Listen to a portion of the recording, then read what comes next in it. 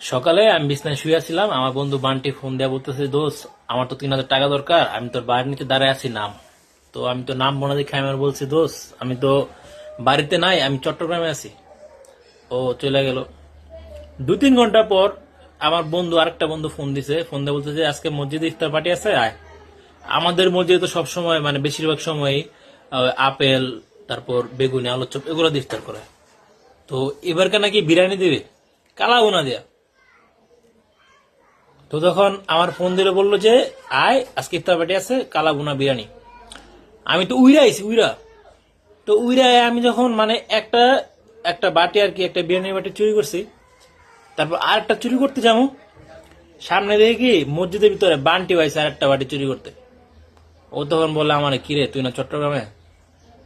আমি বললাম মামা ভুল হয়ে গেছে, মাফ করে দে।